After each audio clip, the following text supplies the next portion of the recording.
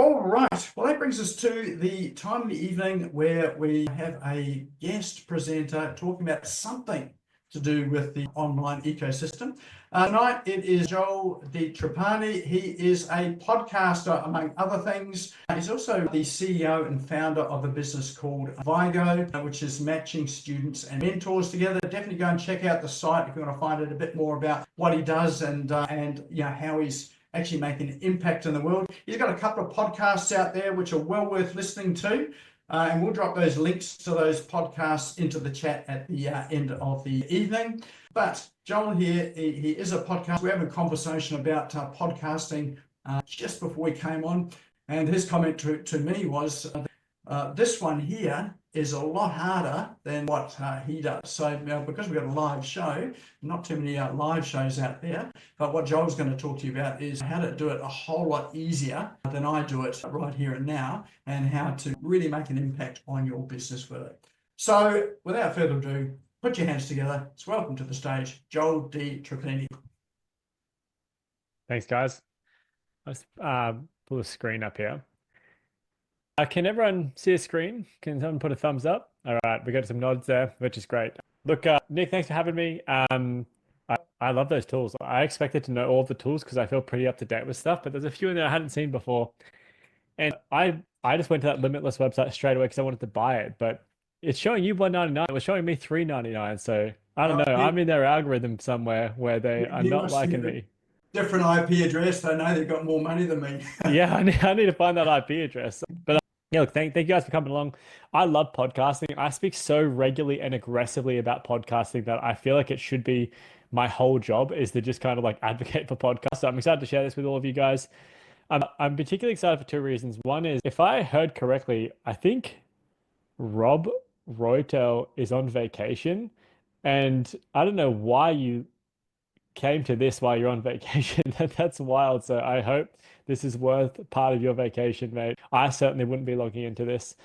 And then, kind of across the board, it sounded like there was quite a few coaches and executive coaches and kind of business advisors here. I actually feel like that is the most powerful ROI spot for podcasting. So if you have an executive coaching business, I think you could probably significantly increase your business or radically change the way you actually go about winning clients by using the podcasting. So I'm excited to kind of get your feedback on this. I think about this regularly, about using podcasting in that little niche there.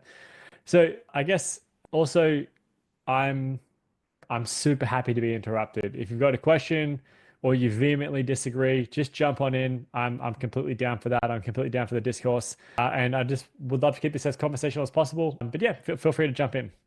So a little bit about who I am. Nick gave a bit of a pretty good wrap up there. I'm the co-founder and co-CEO of a company called Vigo. That's an edtech SaaS company. We work with universities all through Australia and the UK. I've been running that for years and have a team all around the world. I love doing that. We use podcasts a lot in that business. They're an extremely effective sales tool. On top of that, I have my own podcast called Do As I Say. That's a super fun business advice show where I get, super fun guests on, Shark Tank sharks, best-selling authors, unicorn founders and stuff like that. And we just run through real business troubles that people are having from Reddit. So I go to Reddit, I found real kind of like insane posts, and we just kind of talk through them, which I love.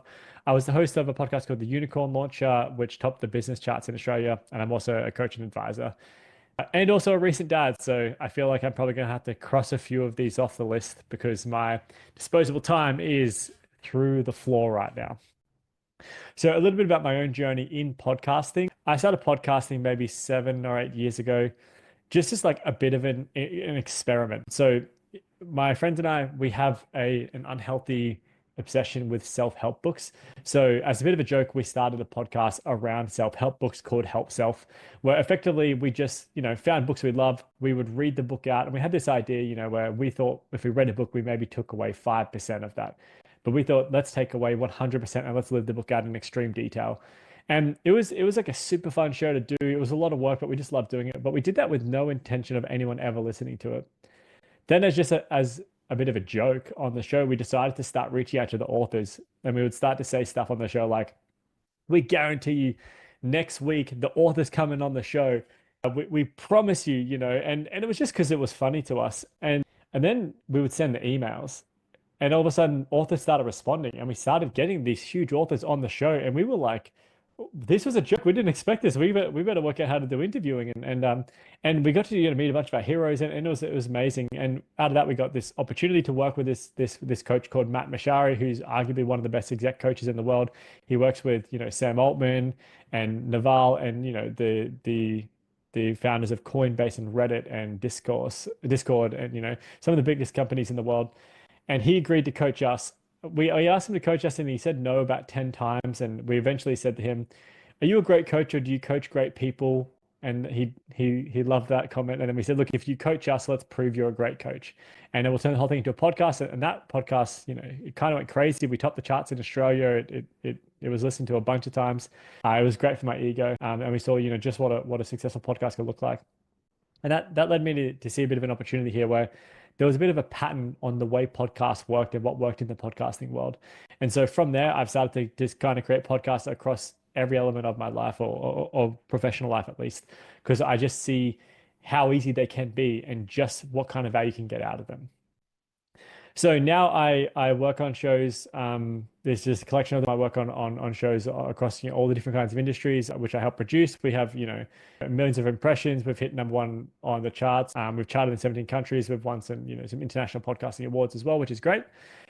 And we've been lucky enough to have lots and lots and lots of amazing guests and nice fun sponsors on the shows as well. So I guess this is all I like and love talking about podcasts, because I really believe that everyone is going to have a podcast pretty soon, or at least smart people, right? Just right now, when you're hiring a graphic designer, you generally get to see a portfolio of work. The way the world is moving is that soon enough, exceptional people and leaders, their portfolio is going to be their podcast. So no matter what kind of executive role you're looking to go into, I think a podcast is going to be the boost there. And that is really because, as people have eroded trust with brands, they have increased trust with people. And so that human connection, human relationship can really shine through in the medium of podcasting. So today we're gonna run through why run a podcast at all, how to run a podcast, how to start a podcast, which is a few extra steps on top of running a podcast, and then just a few other notes that of thoughts that I have in this space. So why podcast? Podcasting is a whole lot of fun, but it is a medium that is continuing to grow. Everyone likes to think that podcasting is at a saturated point, but listenership is continuing to grow every single year, and the amount of podcasts is constantly exploding. And while it may feel like podcasting is saturated, podcasting can be an extremely niche tool. So you don't need to have millions and millions of listeners. There's been an explosion recently of really niche podcasts, and that's really the space where people are starting to look for content. So there's an ever-growing demand for new podcasts.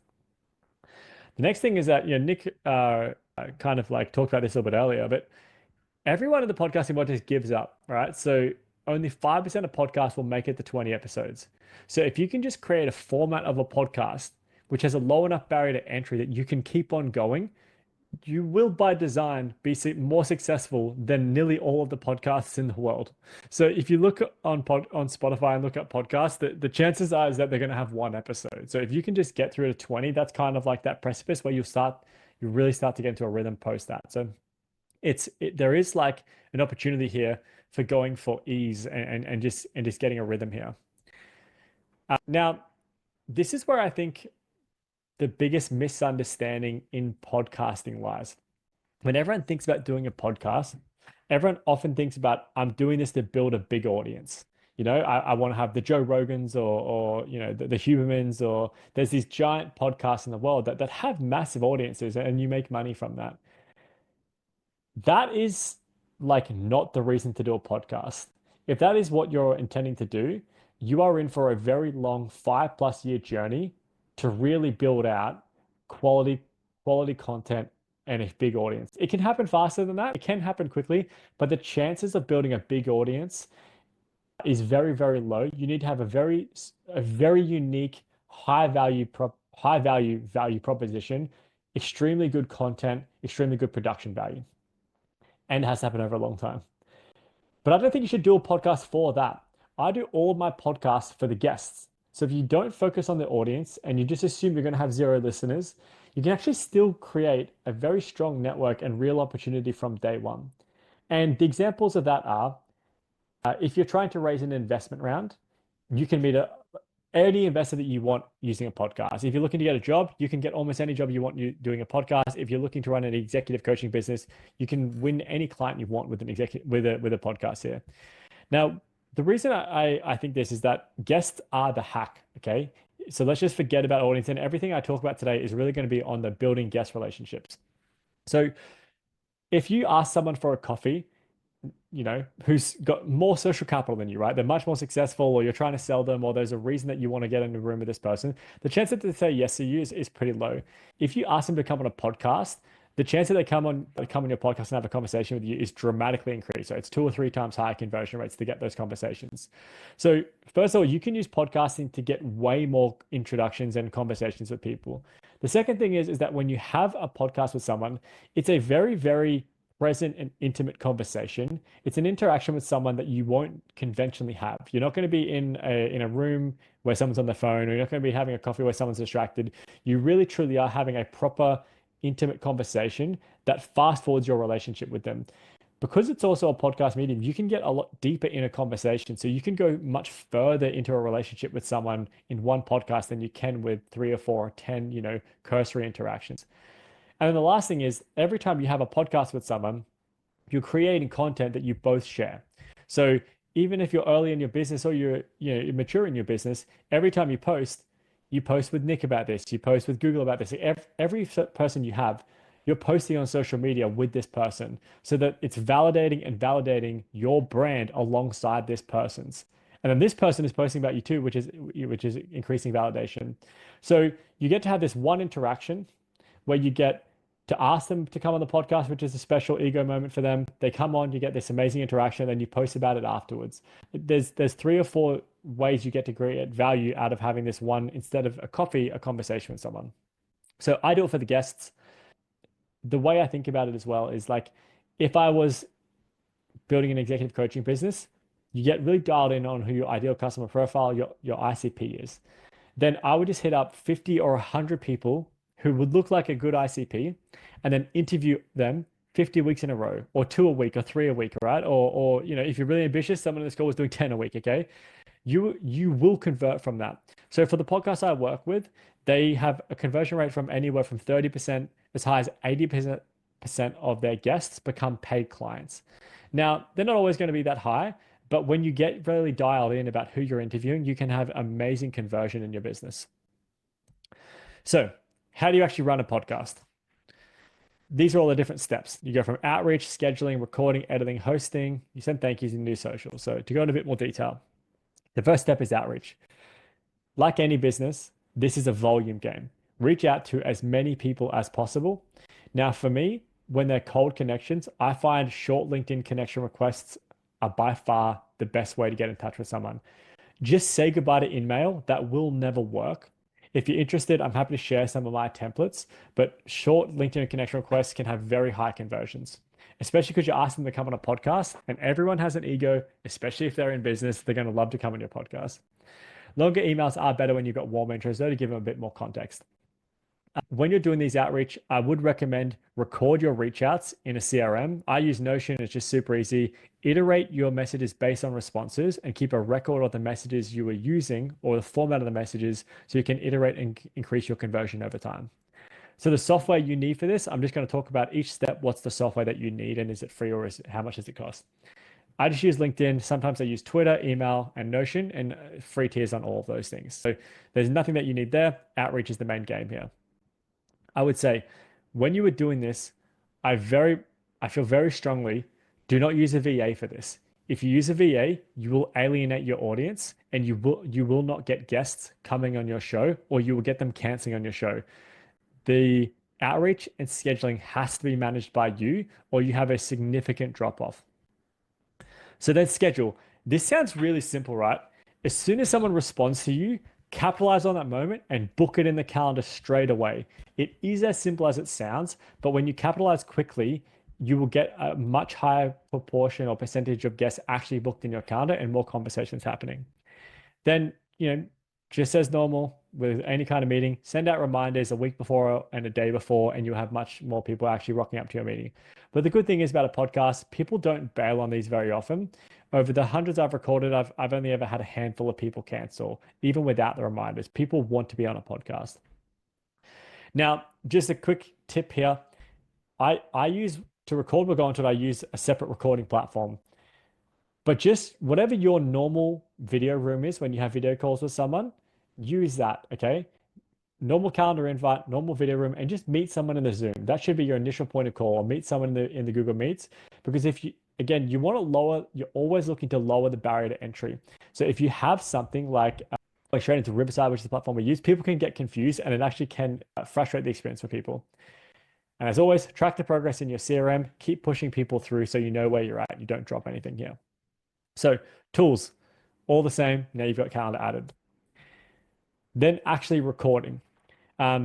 Make sure you're well prepared for the guest. Now you shouldn't have to do a lot of preparation. I think half an hour of preparation is totally fine, depending on the format you go with. But make sure you write a very flattering, killer intro for the guests that you're going to have on the show. You want to make them feel good. You want to make them feel like they're a hero. So when they come on, write down what is really cool about them. Why is it interesting that they're coming on your show? And have them actually, when you're reading that introduction for them, they're going to feel awesome.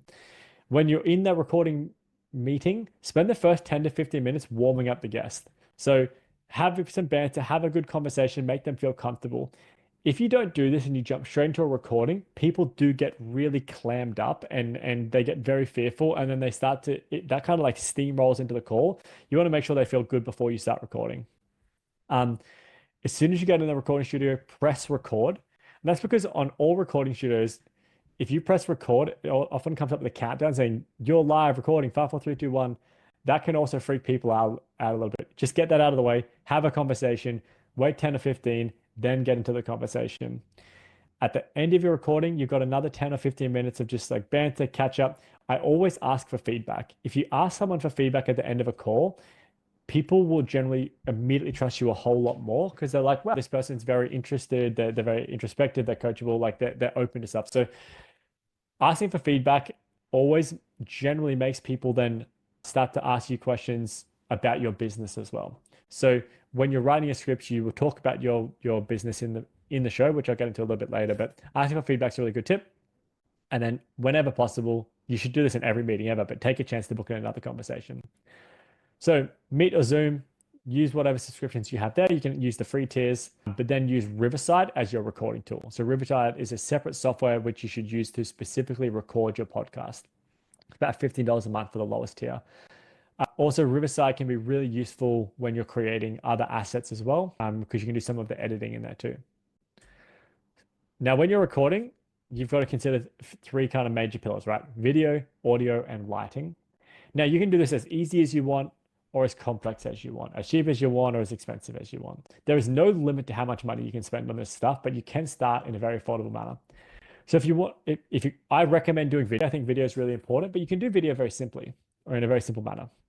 The first thing, if you want a basic setup, the single biggest hack is to just use your phone. Your phone is an incredible camera. Just set it up on a tripod behind your desk.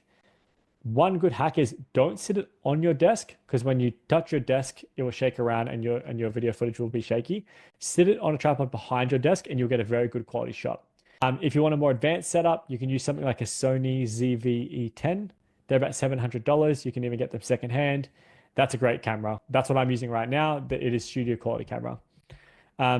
Then you've got to kind of consider the room around you. You can set something up. You can have cool lighting behind you or a couch or whatever. Or the easiest thing you can do is to just get a green screen.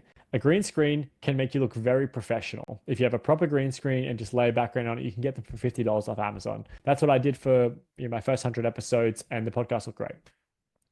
Audio. Bad audio is bad. There's no way around that. I think never ever use the microphone in your computer, but you can get expensive or cheap mics. You can go as expensive as this one. This was about $1,000 for the whole setup. That is not really necessary. But you can get mics from JB Hi-Fi or, just stores nearby for $50, right? A $50 mic is going to be significantly better. Just do a bit of research online to find the best one for you. And for the easiest hack, if you just want to get something out, AirPods have pretty good audio. Or an even better audio is if you have those old like corded earbuds that Apple used to have that came with the iPhone. They have surprisingly good audio too. I love those. They're a really good hack. Then lighting. Nice lighting will make a world of difference and will immediately elevate you above most creators just by having good lighting. So 3 setups I recommend. First one is basic setup. Just get a decent ring light, $100, sit it right in front of you. And that is like, just with that and your phone camera, your setup is going to be pretty damn good. About $100. If you want a more like affordable setup, but maybe take it to the next level, I'd recommend a soft box light. Softbox lights are really great. They get this great kind of white wash over you and it lights you up in a really nice way.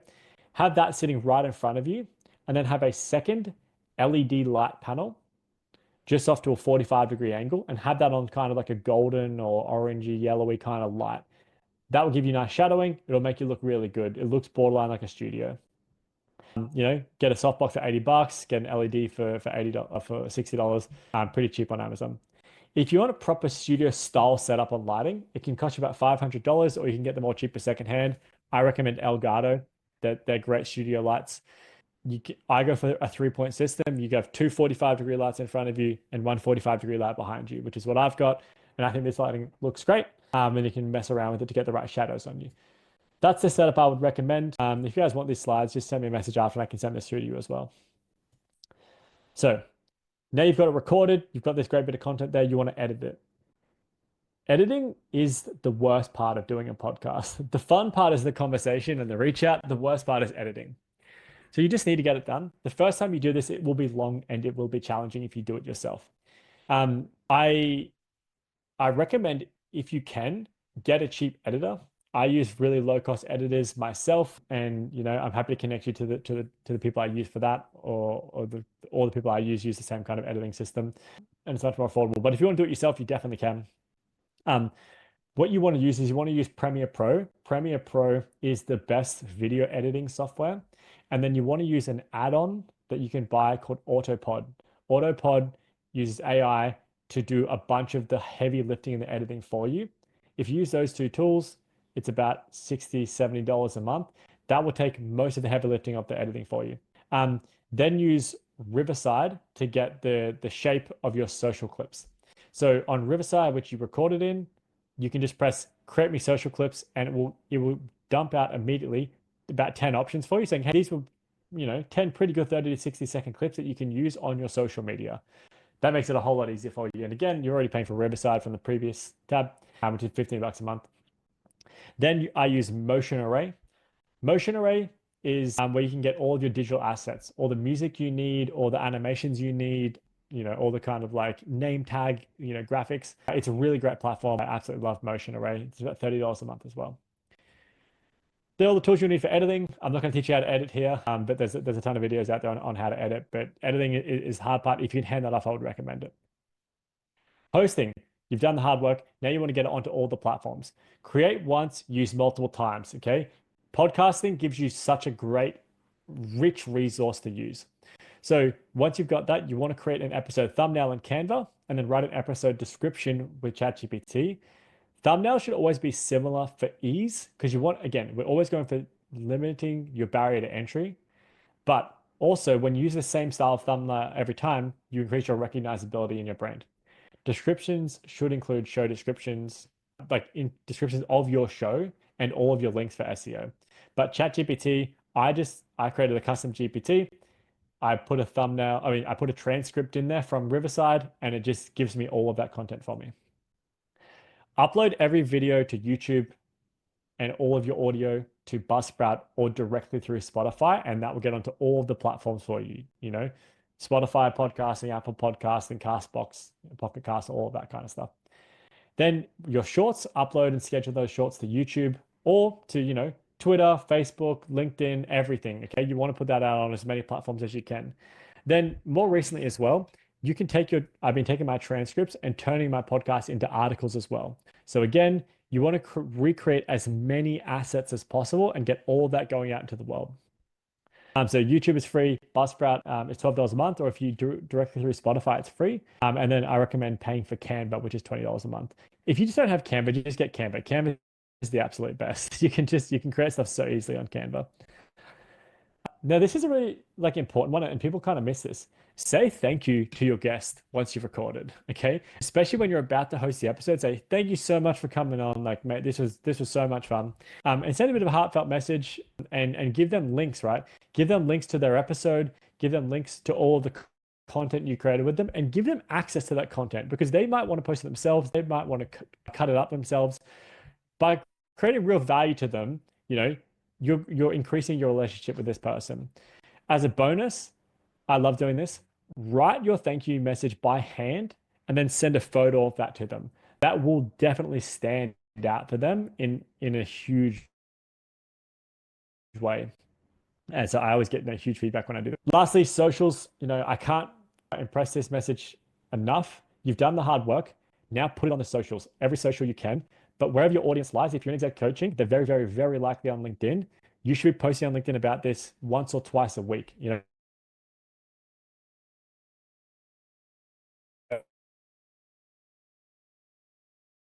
For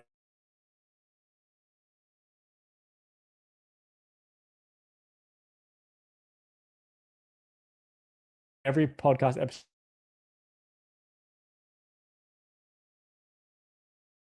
episode you do, if you want, you can schedule all of this months in advance. I like to record in one day and then months in advance for all of the episodes that I've done. Guys, okay? You've got to do all of that for every single episode, but then you've got a little bit at the beginning and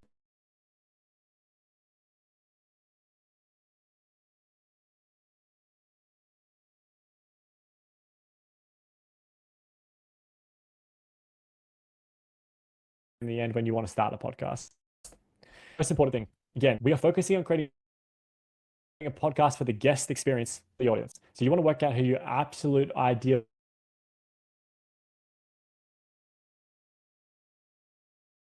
guest is, either someone you're trying to sell or someone you're trying to meet. Business too. Then you got to work out your format. Okay. Now, I think about format in two different options. Format option one, super low effort, super low prep time. That's what I go for. If you guys are starting about doing a podcast, I heard someone just say they've just done their first podcast, their first few podcasts.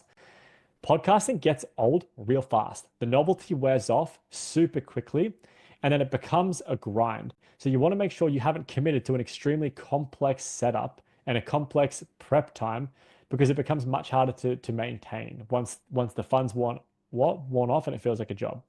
So I go for super low effort, repetitive interview style podcast. Same 5 questions every single time. I have a bank of 10 or 15 other questions if the conversation goes in a different way. And as you become a better host, you can go off script a little bit more, but have that same structure, right? I introduce the guest, I introduce me, I have the same 5 questions, I close the podcast out. That's easy. Then you can do all your prep in half an hour. Format option 2, best for audience growth, and it's better content. You can create a high effort format. So something like the self-help podcast that I mentioned earlier, we read a book, then we lived it out for an entire month. That is a lot of work, but it was super interesting content, right? And we got a good audience because of that. But that was so much work over a long amount of time, probably like 50 plus hours a month to get an episode out. And we're doing 1 hour a month. And that was 2 different people doing it. Whereas my current podcast, half an hour of prep, 1 hour of recording, and then all the editing and stuff like that. So I go for format option number 1. Over time, if you get good at it and you have the interest to keep doing lots of effort, then make your podcast more complicated over time. Scripts, write your scripts. So come up with a show name and a show description. You can iterate this later, but you want to come up with something. Never call it, like, if my business was called, Joel Di Trapani Exec Coaching, I wouldn't call it that. I would call it like the Exec Coaching Podcast by Joel Di Trapani Exec Coaching, right? You want to put your brand as secondary. You want to put the podcast as first. If you put your branding too strong in this, it looks salesy. You want this to look like you're creating genuine content, which you are, right? You are adding value to this person. Every time someone comes on your show, they get great content, they feel good, and they get to post about it as an expert in the industry. You're adding value to them. So make it the podcast its own thing, and your brand of your business should be secondary in that. So you've got write scripts for the podcast intro, introducing the show itself. You need to write scripts for how you introduce your guests. You need to write scripts on how you introduce yourself. That's important. Then if you have different segments, like what's the news this month, or, these are, bullshit in the area this month. You want to write little introductions for the segments. You want to have a plugs section at the end. So if someone has something, you want to always, it's really important to give someone a section at the end of the podcast to tell them to do that they can do plugs there. Because if someone's coming to your show, they want to sell something themselves, right? They've just written a book, they want to talk about that. If you don't give them permission that at the end they're going to get a chance to talk about whatever they want, they're going to try and shove it into every question you have, and it can make for a really awkward conversation sometimes. So giving them the space there, plugs at the end, also valuable for them, right? And then a sign off. I would say the guest intro is really key. Your host intro should be structured in a pretty strategic way. At the end of the day, this is a time where you're actually getting permission because of the format to talk about your business. So this is secondary. We've talked about the show, we've talked about them. We say, oh, and now I just need to add credibility to myself. It's my audience. I'm just talking again about who I am. So put a few hooks in there that make you seem really interesting and tease your business a little bit. Because 9 times out of 10, the guest will ask you more about it at the end. So you don't want to make it full salesy, but you want to put a few hooks in there so they ask you about it towards the end. Then a good hack here is create a document that you use for recording every episode. So you have this week's episode with, Nick, then next week you want to copy and paste it and copy and paste it and copy and paste it, because you want to use that introduction and those assets that you've created for each prep. When you actually host your podcast later, you'll have all the names and links and everything ready to go for when you're hosting. So it just makes it easier for you later on.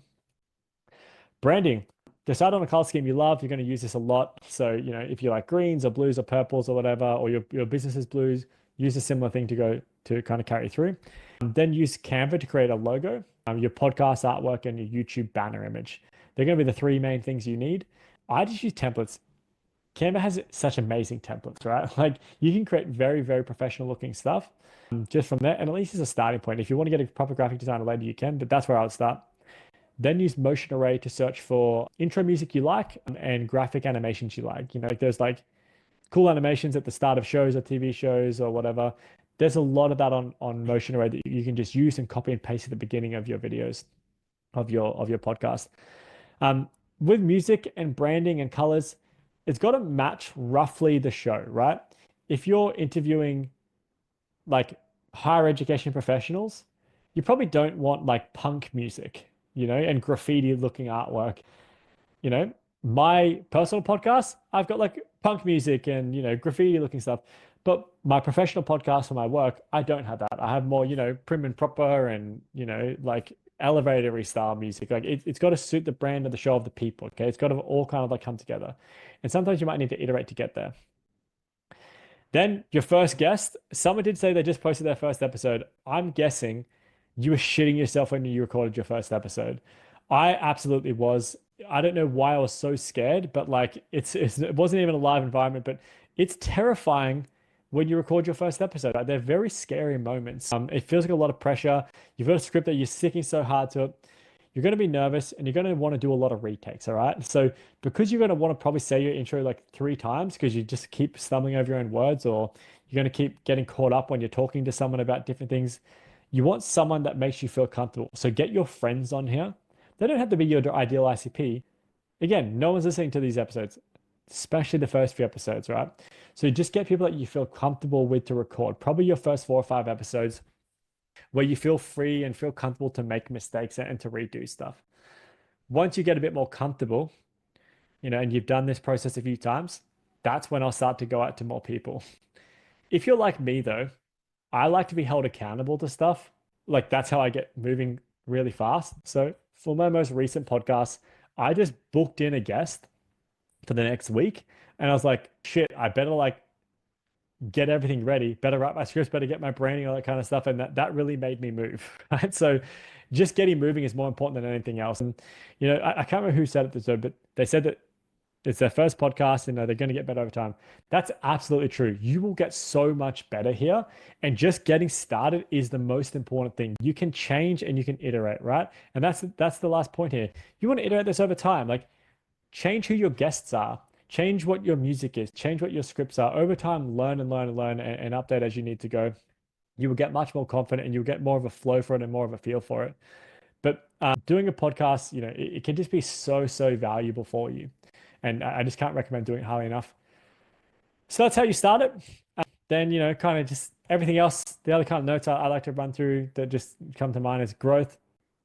Use big names to get big names, right? So if you get a big guest on there, then when I do my reach out message, so I've had other guests like Nick Cree, right? Like start to use the names that can as a leverage for getting other big names or other familiar names to them. Or if you top the charts for some reason, or you get an international podcasting award, use all of those things to get the bigger guests, and then use those guests to get the bigger guests. Cadence for the best brand and audience building, you need consistency. So I always recommend weekly.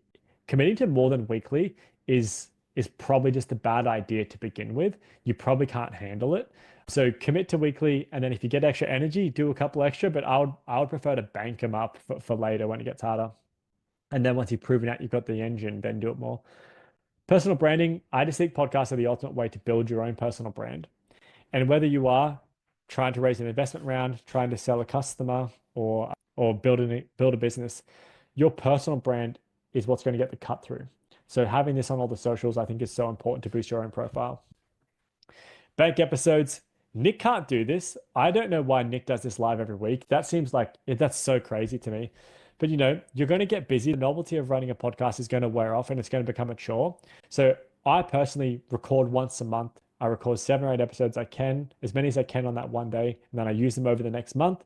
And then that means I can occasionally miss months as well if I just don't get anything booked in or I'm busy. So you want to bank up and host as far in advance as you can. Who should do a podcast? Like I genuinely think podcasts can be used for nearly everything. If I was looking to get a job and I was like, I really want to get a job at a high profile company in an industry I don't work in, I would use a podcast and I'd call it like getting into AI. And then I would just interview 20 to 50 people about getting into AI.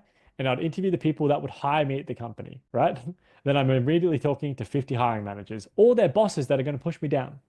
So, or if I'm looking to sell exec coaching clients, I would look at all the Series A companies that have just raised money that are probably in a good position, interview 50 of them. You can just use it for anything, to sell, to get a job, or to become a thought leader, right? I mainly do mine to just meet interesting people. Like I have a work one, which is more of like, a sales tool, but then I got a personal one that you get to meet very interesting people and actually stretch your understanding of stuff, which I love it as well. And then just, outsource if you can, wherever you can, you should be outsourcing this. Except for guest management, because people get pretty offended, and never do this. Never send someone a link and say, book in here. You will just churn all of the hard work you've just done and almost no one will book in with you.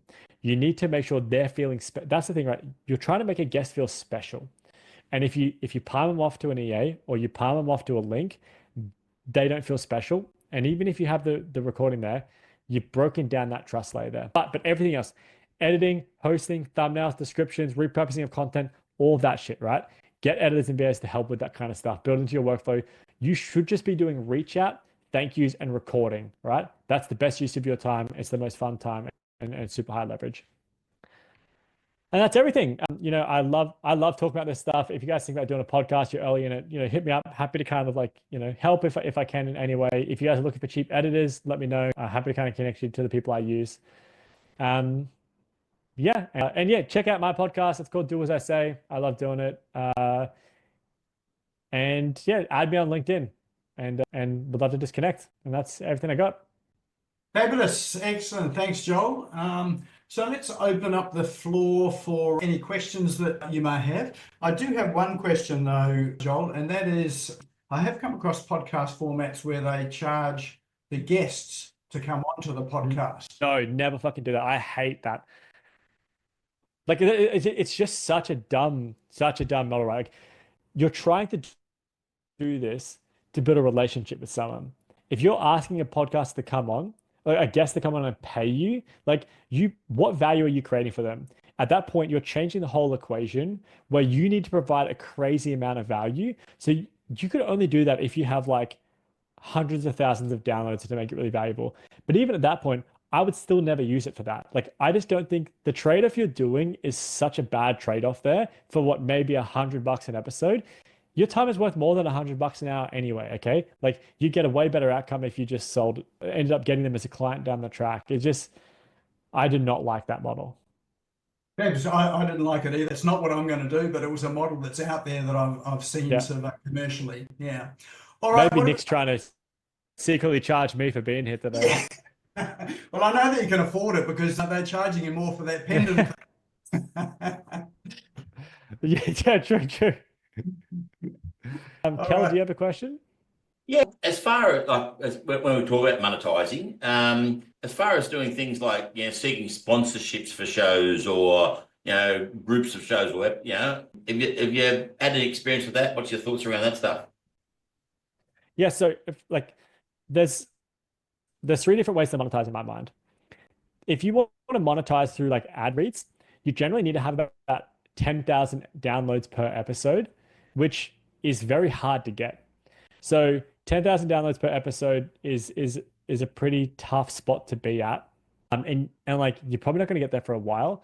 So I wouldn't do a podcast if that was what I wanted to get. If I wanted to monetize the podcast, I wouldn't do a podcast like for that kind of monetization. You can get monetization of a podcast from ad reads if you find really niche audiences. So like you might not need 10,000 if you just have like the top 50 CMOs in the country and you could maybe monetize them.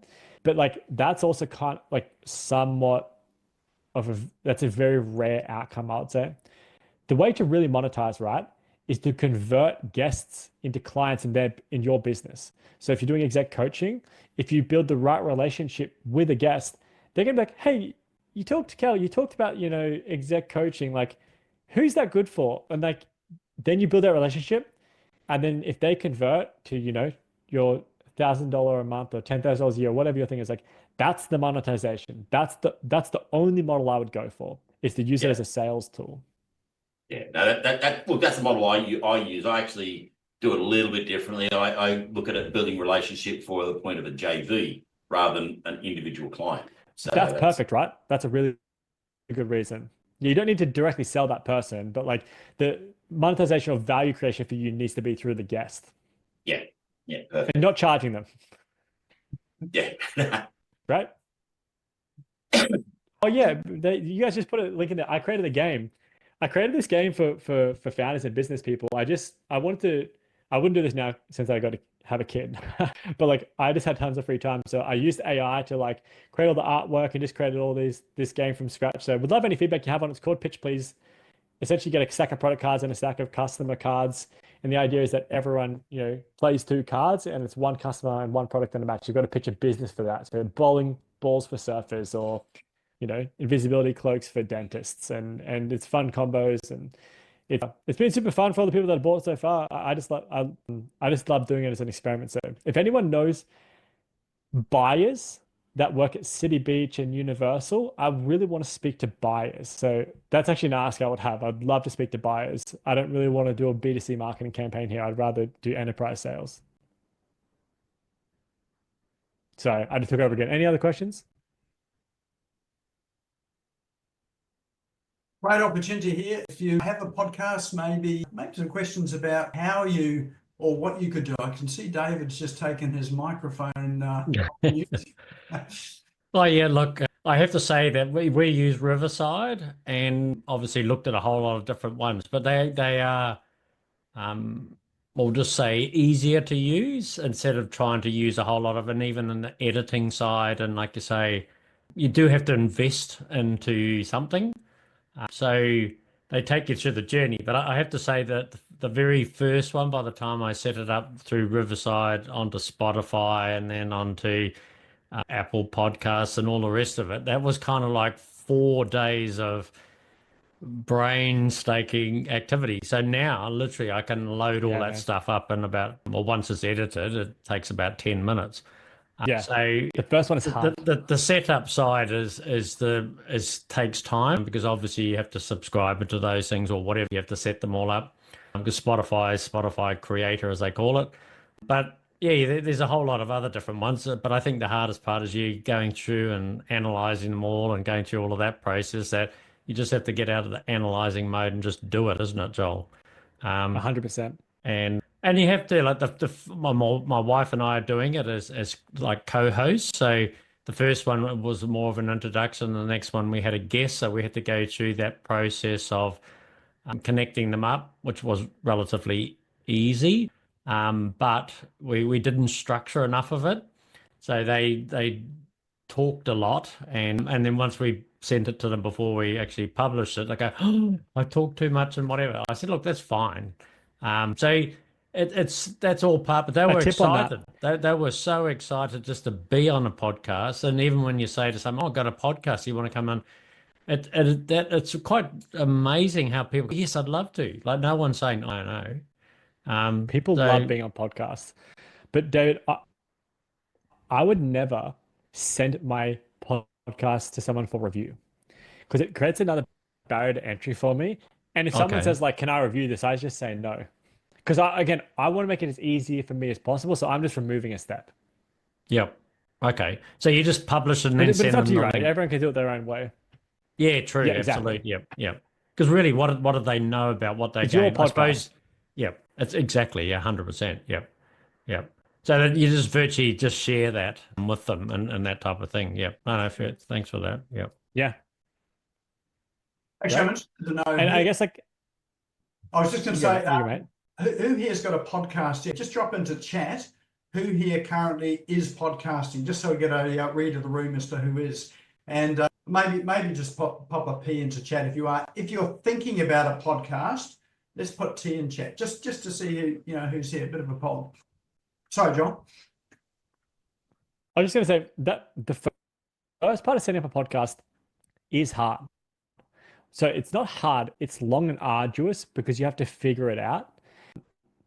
But once you do it, it's very easy. And like I had this, I call it like a podcast production company where I just help people get their podcast set up.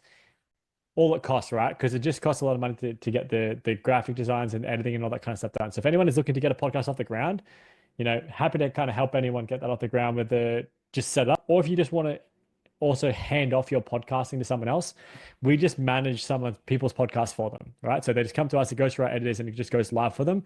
So once you record, you flick us a recording link and everything else is looked after. So if you want to go down that path, like there's definitely like hit me up. But also if you just want to, I'm also happy to kind of like get on a call with anyone and just tell you guys, my advice on how to do stuff. I'm obviously pretty opinionated, as you can tell from this call, and pretty passionate about the space. Yeah, just another question, Joel. In terms of topic for podcast, how related does it need to be to your business, or could you have something that is quite unrelated to your business and it'll still work? No, it has to be related.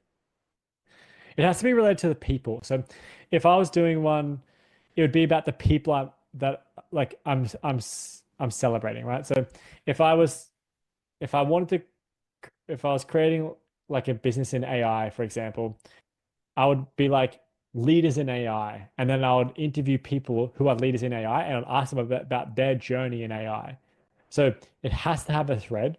If yours is like you're doing an exec coaching business, and then you're saying, "Here's my podcasting about learning guitar," then like it's people won't come on. It has to be linked. Like if you want to do a personal podcast about different beer you've tried, by all means do that. Right? That's fun for you. But that's not the thing. That's not the tool. You can take elements of personality into it and you can say, hey, we're going to do a podcast and every time we record, we're going to have beers, but it's about AI, right? That you need to have a strong link. You can have two podcasts. You can definitely have two podcasts. I'm saying they have to be separate though. Like you can have your personal podcast, but you can't have, like someone said, what do you mean I can't have a podcast on sales and mindset as well as a separate one on van life? You can, but you can't get a sales leader to then come and talk about van life because they're going to be like, what the fuck is this? Unless you record yours in your van, okay, but it's always about sales and leadership mindset. So I know Julie's joking, but that's a good example for me. Like there definitely needs to be a link here. Excellent. Any other questions from anyone at all? Julie has the most amazing book collection behind her. She's got her books organized by color. I've never seen that before, but geez, do you only buy books that suit those colors? They just don't get to go on display, I guess. They're at the No, back somewhere. I color coordinated that library, and I've got another huge library out there that's all color coordinated as well. And yes, my That's so podcast will be, wild. and yes, my podcast will be recorded from my van when I finish building it. But you could, I reckon a van might actually have pretty good acoustics. Should do. So it's not a bad idea. Yeah. Oh, you're early enough in the process, Julie, to make sure you've got all of the acoustic through the van. Well, if you follow my Facebook page on Adventureful Life, you'll see I've already started sound deadening and lining it, so it should be right. Oh, I love that.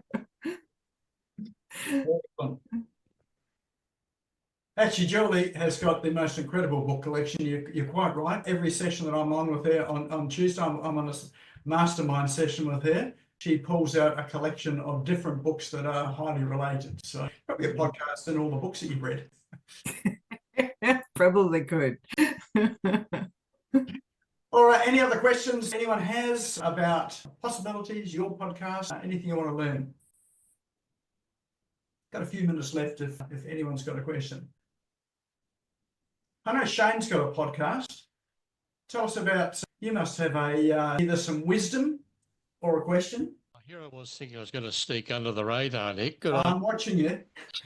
Actually, I've been sitting here thinking I will catch up with Joel through LinkedIn for a couple of different reasons. Yes, I've produced 3 different podcasts over the years. One was called Talking Toowoomba, which was obviously based around things that were happening in and around the city of Toowoomba, where I live here in Queensland.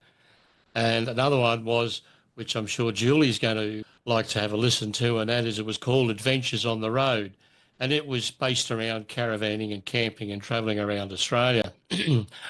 Those podcasts are currently, they're still up and live, of course, as you may or may not know, and Joel didn't get a chance to mention, is that podcast is evergreen. Once you start it and you've put it up there, it's there for life. You can die and pass on, but they'll still be there for people to listen to. But I suppose if you wanted me to share a piece of wisdom, it probably is this, that you don't realise the power your voice has and the power that you have by having a podcast. And look, this was proved to me, and why I'm so passionate about podcasting. I'm a bit like Joel. I'm all about helping people with their podcasts. And that is that I went in to buy a pair of shoes one day here in Toowoomba, and this nice young girl was helping me, try on different shoes and that, and we got talking, and I mentioned that years ago when I was a little bit younger, I'd worked in a shoe store as well. So we had an engaging conversation. And by the time we'd chatted and done everything, we got up to the counter and we're organising the sale of the shoes. She said to me, "Gosh, you've got a lovely voice." And I thought, geez, she doesn't know me very well, because I don't think my voice is that good, but obviously it is. And I said, "What, you mean I've got a face for radio?" She said, No. She said, I actually, there's something about your voice that I like. She said, "You should be a radio announcer." And I said, "Well, it's funny you should say that." I said, "I've actually got a podcast." And what came out of her mouth next rocked me. She said, "My God, you're Shane, the host of the Talking Toowoomba podcast. I listen to your podcast all the time." Now, you don't see my face. My face is not put out there with the podcast, but she picked it purely from my voice. And it's that strength of engagement with your voice that is so valuable for people. And I think anybody who's in business should look at creating a podcast, because it just gives them enormous power to be in contact in a very personal way with their current clients and their future clients. And yeah. Fabulous. Oh, that's an excellent story there. It's always good to get that recognition, but amazing that they've never seen you, but they recognise the voice. So yeah, you're quite right. All right, got a question in chat there from Dennis. Oh, actually, you've answered it, I think, have you, Joel? Yeah, Dennis just asked, when launching, how many episodes should you have banked? I said, it just depends on your appetite for fear.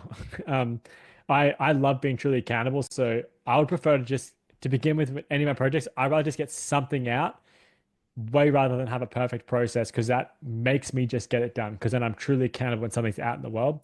But if you want to be truly organized, I'd recommend 3 just to have a bit of a bank there. But you could record your first 3 on the same day. That's totally fine as well. But yeah, I would probably opt for just going out, just going out live, just getting out in the world and dealing with the consequences and making it work after that. That's excellent. Well, I think that's all we've got time for. So what I'd like is, what's your biggest learning? Just drop into chat. What was the one thing that you learned, your takeaway, the aha moment, the thing there that really sparked a interest or lit you up from tonight's session? I know for me, having been on air for about 8 years now, there are still things to learn. And, from tonight, I've got a whole notebook here of takeaways for tonight. So really appreciate your time tonight, Joel, and sharing your experience on here as well too. So some excellent takeaways. And I think I saw a whole lot of tops of heads. And so seeing tops of heads means that you're writing stuff down. So you must have been engaged and interested if I could see the top of your head. Am I right? Or it's interesting scrolling, right? 100%. Yeah. All right. What have we got here? Thanks. Excellent. All right. Well, once again, thanks, Joel, for coming on the show today. Really appreciate it. For those that do want to connect with Joel, his links, like his LinkedIn link, his Linktree link, they are in the chat. So there's a good, and it's back in chat again now. If you want to watch this show again, it will be up on the Smash Go YouTube channel tomorrow afternoon. You know anyone else that would be interested in this, or you know someone that's been saying, hey, look, I'd love to do a podcast, or been thinking about it, send them to the Smash Go channel. It's there, or send them through to Joel to connect with him directly as well too. Next week, we have, who have we got next week? We've got Sarah Cordner coming next week. So those of you that are looking to create courses or programs, she is an absolute legend when it comes to that. She's very engaging. She is very energized as well too. She's here to talk about how you can monetize your knowledge by putting together good courses and good programs. So that's her qualification. She is someone that is a course designer, and she's got a very large community as well. She lives on the Gold Coast, but got a very big community globally. So definitely worth coming along to check her out as well too.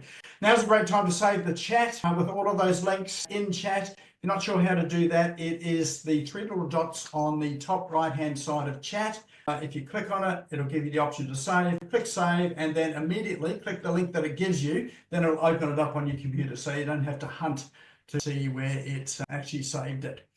Fabulous. All right. Well, look, thanks everyone for coming along tonight. I trust you got a heap of value out of it. I look forward to listening to some of the podcasts that have come out from tonight's session.